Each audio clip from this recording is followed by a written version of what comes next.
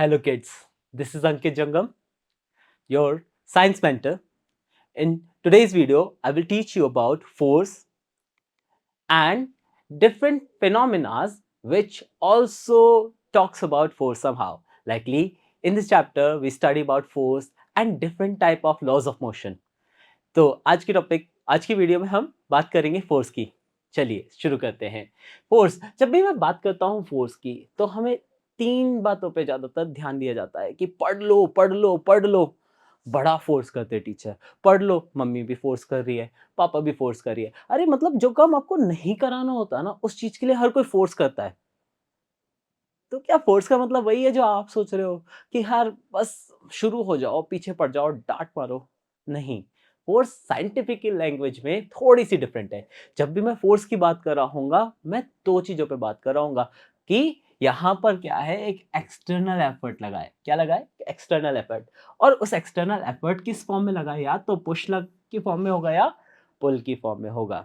ठीक है, जब भी मैं फोर्स की बात करूंगा तीन चीजों पे बात होगी। यहाँ पर क्या है, एक एक्सटर्नल, आप पे क्या लगा है, पुश लगा है, पुल लगा है, जिसकी वजह से क्या है, बॉडी पे, यहाँ पे आप पे नहीं, बॉडी पे, किसी भी बॉडी पे, किसी भी ऑब्जेक्ट पे क्या है, एक पुश लगा है और पुल लगा है। और उस पुश और पुल की वजह से क्या है, बॉडी जो कि क्या करेगी, मोशन प्रोड्यूस करेगी, जो कि कभी रेस्ट पे थी। जैसे कि इस बच्चे को ले लो, ये क्या है, एक ट्रॉली थी, ये बिल्कुल खड़ी थी, लेकिन बच्चा क्या करा, जब इसने क्या करा, पुश करना शुरू करा। पुश करना शुरू करा तो बॉडी क्या करा, मूवमेंट में आ गई। जब इसने क्या करा, उसे पुश करना शुरू करा, तो उसके साथ वो बॉडी भी क्या है, मूव करने लग गई।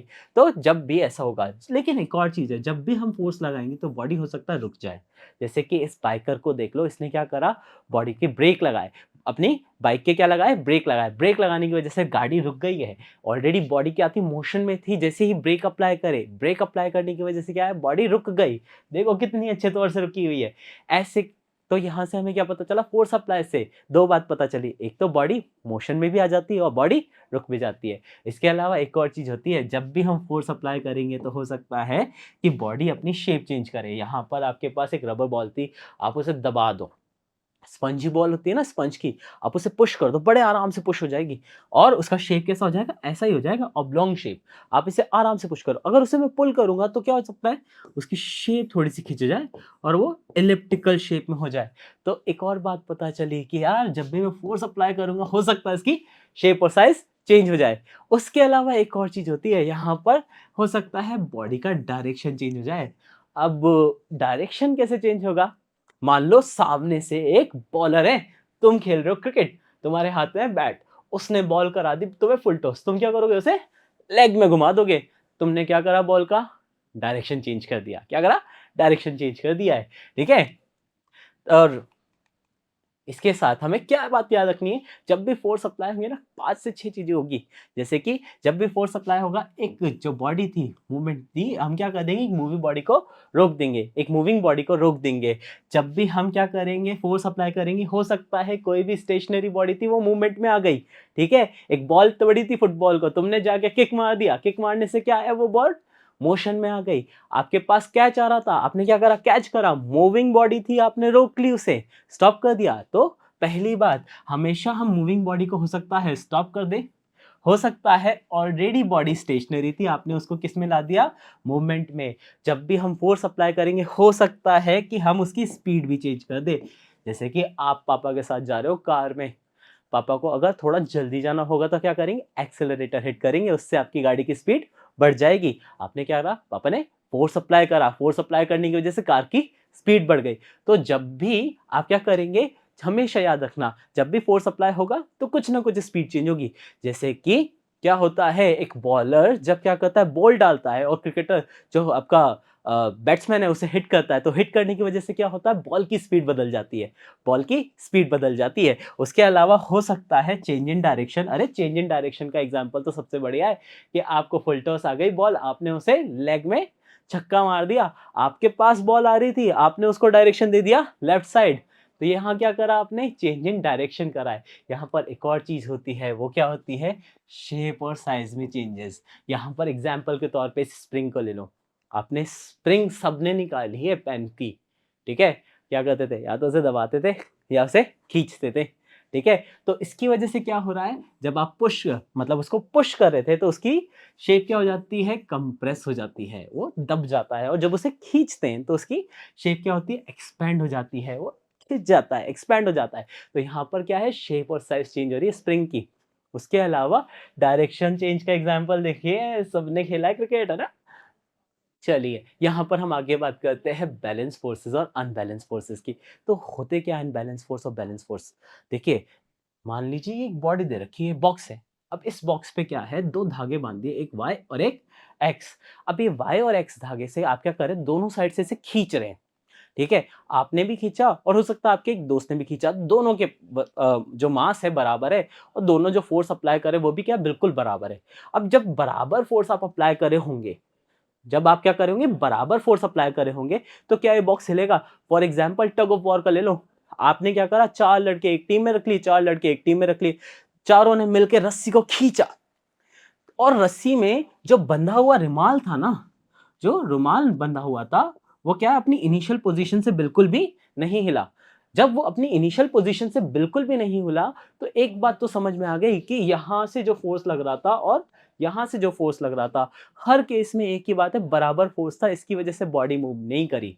तो बैलेंस फोर्स कैसे फोर्सेस है, जब क्या पता चले कि दो फोर्स अप्लाई हो रहे हो एक बॉडी पे, दोनों का मैग्नीट्यूड बराबर हो, दो फोर्स अप्लाई हो किसी एक बॉडी पर, ठीक है, और दोनों का ही क्या है, मैग्नीट्यूड क्या हो, बराबर हो। अब इस बराबर, लेकिन एक और चीज, दोनों अपोजिट डायरेक्शन में अप्लाई हो रहे हो।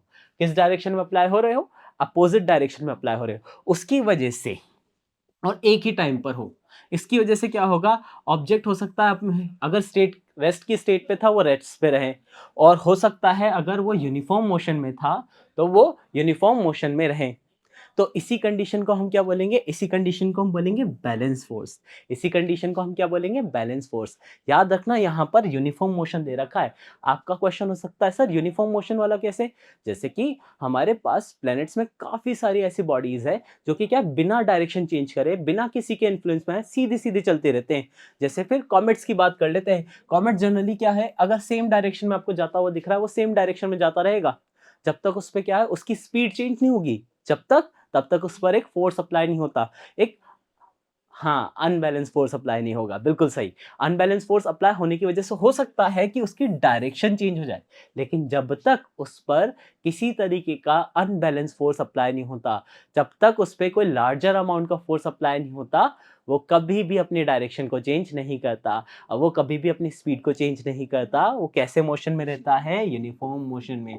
और यूनिफॉर्म मोशन की एक सबसे बड़ी कंडीशन है कि वो हमेशा किस में होगा, स्ट्रेट लाइन में। एक बार फिर से समझ लेते हैं, जब भी बैलेंस फोर्सेस होंगे तो क्या होगा, आपकी एक बॉडी होगी, बॉडी पे दो फोर्स अप्लाई हो रहे होंगे, दोनों के मैग्नीट्यूड बराबर होंगे, दोनों के डायरेक्शन अपोजिट होगी, और इसकी वजह से या तो ऑब्जेक्ट आपका स्टेट रेस्ट पे रहेगा या फिर यूनिफॉर्म मोशन में रहेगा। ऐसे ही फोर्सेस को हम क्या बोलेंगे, बैलेंस फोर्सेस। तो अनबैलेंस फोर्सेस क्या है, देखो लगभग लगभग क्या सेम कंडीशन है।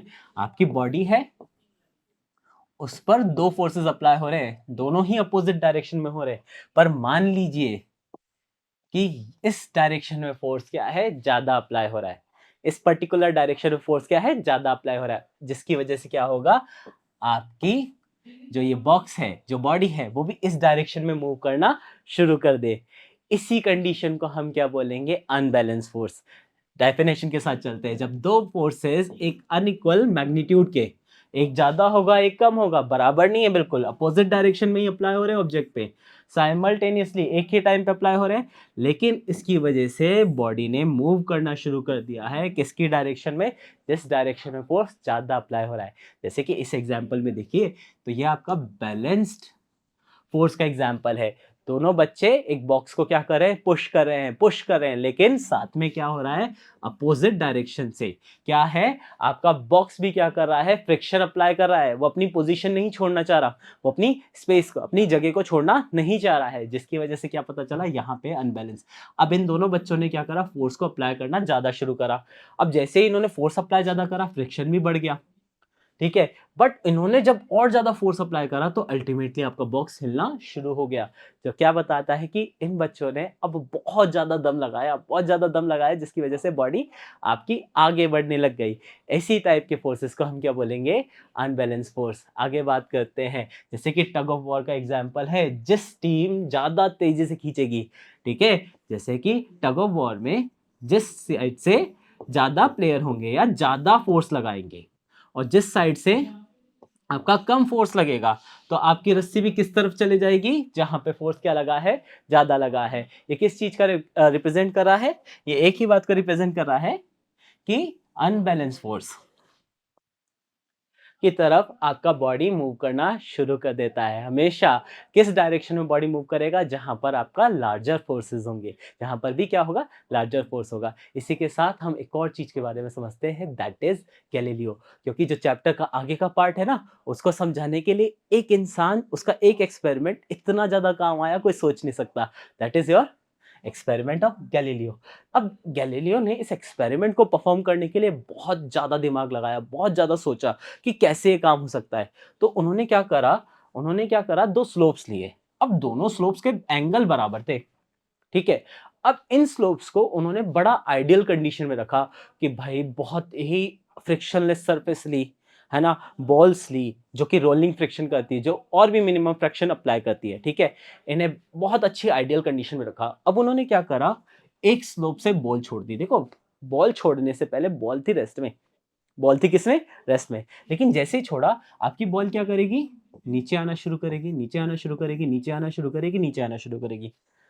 अब इससे एक बात याद रखना, कभी ना कभी आप सभी पहाड़ पे चढ़े, और जब भी चढ़े आप उतरते हैं तो क्या होता है? जब आप उतर रहे होते हैं तो पहले धीरे, फिर थोड़ा तेज, फिर थोड़ा तेज, और जैसे नीचे पहुंचने वाले होते हैं ना, आपकी स्पीड बढ़ जाती है, बढ़ती है। तो गैलीलियो ने भी यही देखा कि जब बॉल को छोड़ा गया तो इनिशियल केस में उसकी स्पीड ज्यादा नहीं थी, लेकिन जैसे ही वो नीचे पहुंचा, जैसे ही बॉल यहां पहुंची, उसकी स्पीड क्या थी?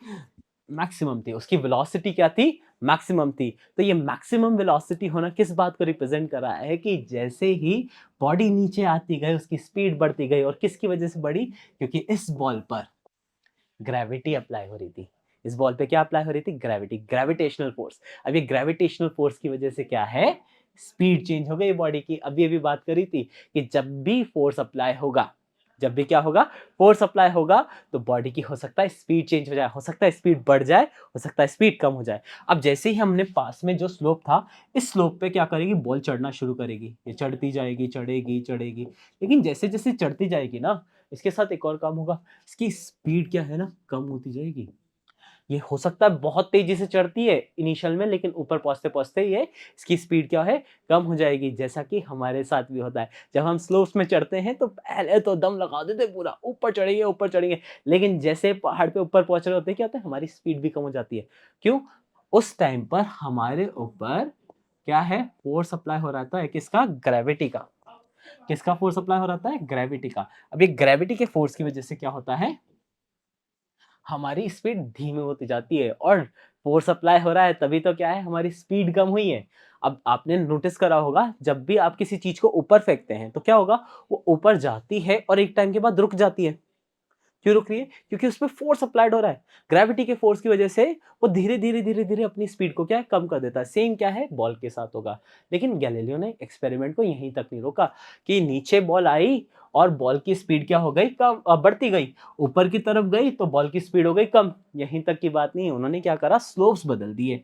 अब स्लोप्स बदलने का मतलब है, उन्होंने क्या करा? स्लांट बढ़ा दी। स्लांट बढ़ा दी मतलब कि अलग अलग एंगल लिए। देखिए, ये एंगल ज्यादा है, ब्लू वाला एंगल कम है, और रेड वाला सबसे कम है।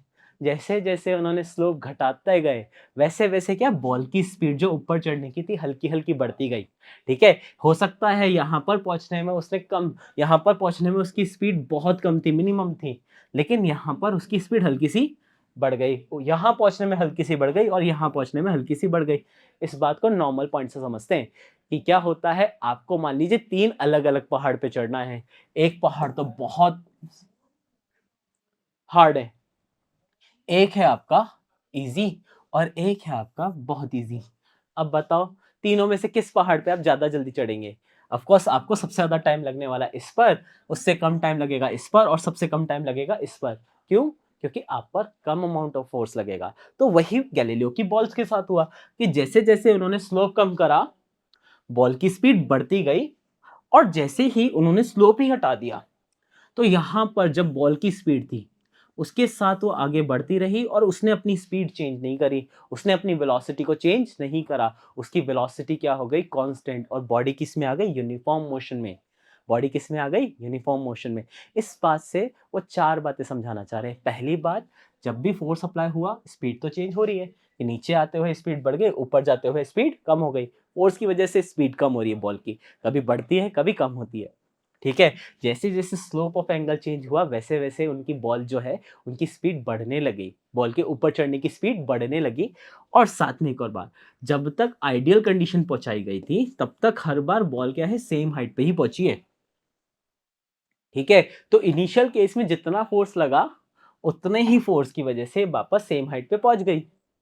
इसके साथ एक और चीज़ समझ में आई कि जब आपकी बॉल किसी भी स्लोप पे नहीं गई, उसने क्या है? कांस्टेंट स्पीड को पकड़ा और उसी कांस्टेंट स्पीड के साथ मूव करने लगे।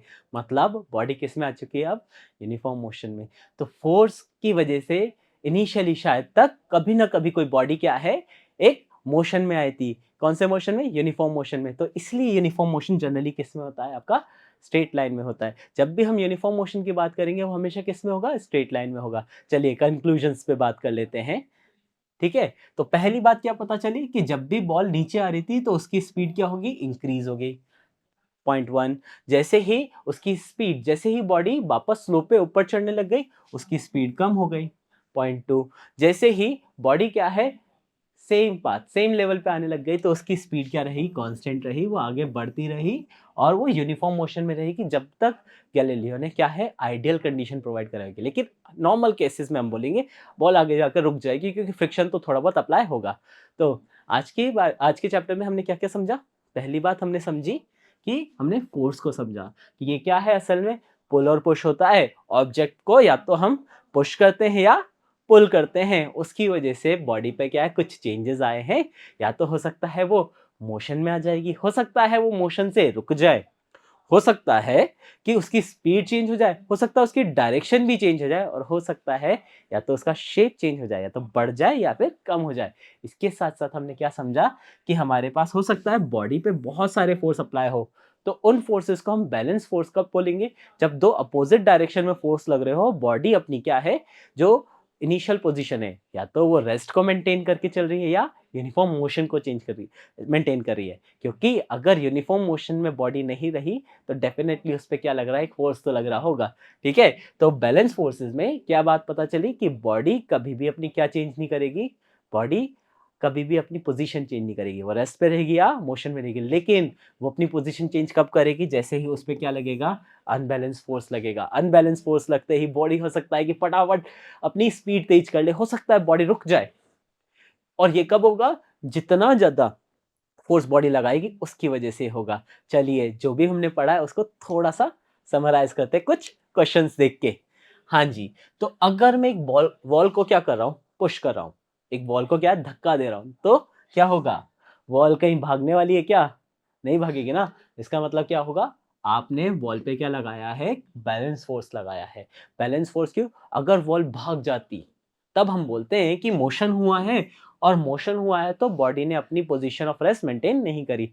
इसकी वजह से आपने क्या बोला कि बॉडी बैलेंस फोर्स पे है, अनबैलेंस फोर्स नहीं है। ठीक है, एक और क्वेश्चन देखते हैं। यहाँ पर हम समझते हैं क्या कि किस कंडीशन में हम बोलेंगे कि गैलीलियो का एक्सपेरिमेंट है जो फॉलो नहीं हुआ। तो question is what is not the conclusion of Galileo's experiment.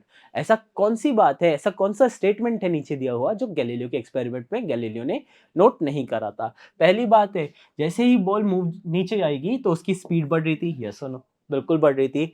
Ball के साथ की बात है, जैसे ही बॉल ऊपर चढ़ रही थी तो उसकी स्पीड डिक्रीज हो रही थी, बिल्कुल सही बात है। जैसे ही बॉल हॉरिजॉन्टल प्लेटफॉर्म पे आई तो उसने क्या करा? अपनी स्पीड मेंटेन करी, सेम रखी। लेकिन जैसे ही बॉल वर्टिकल गई, उसकी स्पीड सेम रही। बॉल वर्टिकल जाती भी है क्या? नहीं जाती। अगर हम हाइट के बेसिस पे बोले तो ऑलरेडी उसके लिए पॉइंट आ चुका है अप। लेकिन अब के केस में तो हमें पता है उसकी स्पीड क्या हो रही है? डिक्रीज हो रही है। तो आपका करेक्ट आंसर क्या है इस केस में? Your answer will be D, क्योंकि हमें कंडीशन पता करनी थी नो की। चलिए, इसी के साथ हम नेक्स्ट चैप्टर पे बात करते हैं अगले वीडियो में। Thank you.